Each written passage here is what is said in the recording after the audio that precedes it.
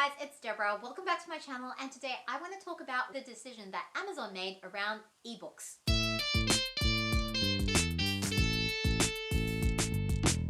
That's right, Amazon finally got with the program and admitted that MOBI has kind of lost the battle against EPUBs. At the moment, Amazon is still accepting MOBI uploads for fixed format ebooks. So if you're publishing something like kids' picture books exclusively to Kindle, you don't need to freak out. However, if you're like me and you've gone wide with your ebooks, then this is awesome. This move is really going to put the nail in the coffin for the MOBI format because Amazon has basically admitted that EPUBs are the future. While there are like 30 different types of ebook formats, as a self-published author, you only really need to know about 3: PDFs, EPUBs, and MOBI. PDFs and EPUBs are both standards-based formats. The PDF standard is set by the International Standards Organization, and PDF files are generally used when you want to do a print version of your book because you need to produce print-ready files for your printer, because no other format is as precise in specifying exactly how text and images should be laid out on a page. PDFs are also really good if you are publishing something that is image heavy. For example, a cookbook, photo book, or a kid's picture book where you really need the position of the images to be in exact places relative to where your text is going to be laid out on the page.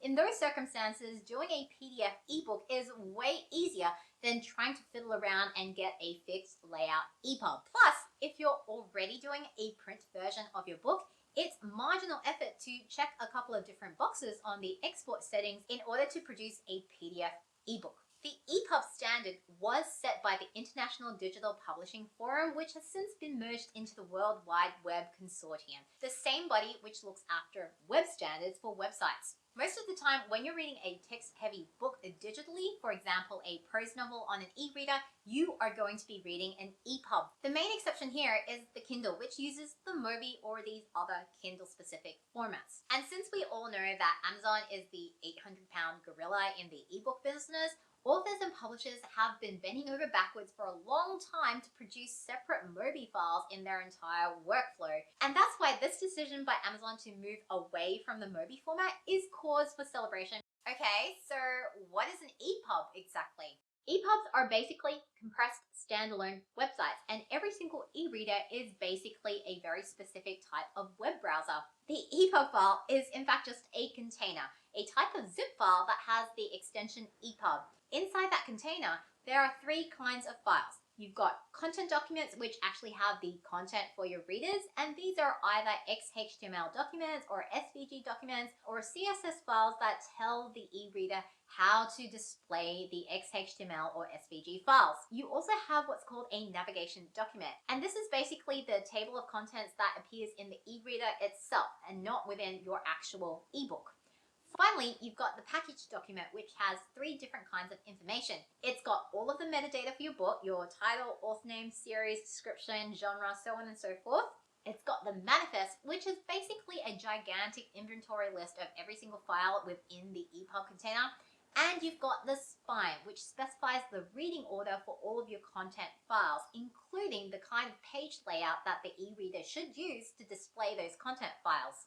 People have been saying that ebooks are going to be the death of physical books for years, and so far it hasn't happened. But personally, I suspect the reason that ebooks hasn't killed off physical books yet is because current e-readers are not a perfect replacement for all aspects of a physical book. If I had a magical sentient crystal book that could eat other physical books and then perfectly reproduce all of their text within its own crystal pages, and I could still have the same reading experience of flipping through the pages to read, and I could download more books into it so that effectively by carrying this one physical book, I am carrying like every single book in the world, then I'm pretty sure I would no longer buy physical books anymore. And if you look at the thinking that some materials research companies are doing around what the future looks like, then I think that magical crystal book may not actually be that far removed from future reality. And if that's the case, all books are going to be EPUBs that we're going to be reading on these magical e-readers in the future. What does it mean for ebooks? Well, I think the writing is already on the wall. Since the EPUB standard is maintained and set by the same body that looks after the web standards, I think it's a matter of time before ebooks go the way of websites. Since ebooks are basically websites, we can look to the internet to see how websites have evolved and changed to figure out what that means for the future of ebooks. At the beginning with ARPANET and Usenet and things like that, the internet was just a bunch of plain text messages. When web browsers came on the scene, people figured out they could make text different colors and stuff, and then they also figured out that they could put pictures in the form of GIFs and JPEGs on the internet. These early websites were a hot web 1.0 mess of structure and content and style all in the one file. It was a massive pain to update your website every time you wanted to change a font because you had to go through every single web page to do that. That's why the next evolution in web standards was towards the separation of structure, content, and style, so that if you wanted to change the font you were using for headings or for paragraph text, you could simply update it in one place. Much like how if you're using styles properly in a web processor, you can change the font by just updating your style instead of having to go through and select all the text in all of your chapters and manually changing the font that way. Once that happened, web designers could do all sorts of cool things to make websites look really awesome. And it didn't take long before people started going to the next level by adding interactivity to websites. From there, people started looking for more and more ways to make the browsing experience richer by adding audio and video, for example. And once smartphones became a thing, mobile first and responsive design was an absolute must. When you look back at the history of ebooks, the very first ones were just plain text files that were published by Project Gutenberg. And since then, we have gotten a little fancier. Despite all of this, ebooks by and large are still just a digital equivalent of the same thing that gets published in a print format. And that's why I think the publishing industry as a whole generally has a very print-centric focus, because it still feels like the be-all and end-all of being a successful author and publisher is to have a physical hardcover of your book in brick-and-mortar stores. Am I right? What do you guys think? I'd love to know if you feel the same way. Let me know in the comments. And since the publishing industry at large has such a myopic outlook towards the whole thing, I don't think many people have really connected and realized that ebooks are basically compressed miniature standalone websites. So anything you can do on a website right now, you can actually do in an EPUB right now. Rich media books are already supported by e-readers, except nobody is really taking advantage of it.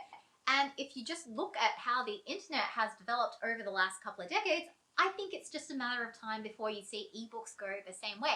And in fact, I think in the future, the book part of ebook is going to be less and less relevant because it's all just going to be media. Stories are no longer going to be confined to any particular format. Because of this, I predict that in the future, there's going to be immense pressure on authors and publishers to give readers or customers a richer experience of the story. And if you look at how people consume content from creators that they love, you can see that they're kind of format agnostic. And indeed, because I love Brandon Sanderson's books, if he gets a film or a TV adaptation or makes a board game or does a graphic novel, I'm there. I'm gonna buy it. Most of us sit here and think that movie deals or TV adaptations and things like that are just things for big name authors like Brandon Sanderson. I want to challenge you on that belief. If you think of yourself as an author first and foremost, then I think you're actually doing yourself a disfavor because you're really limiting your horizon to just books. Whereas if you think of yourself as a storyteller first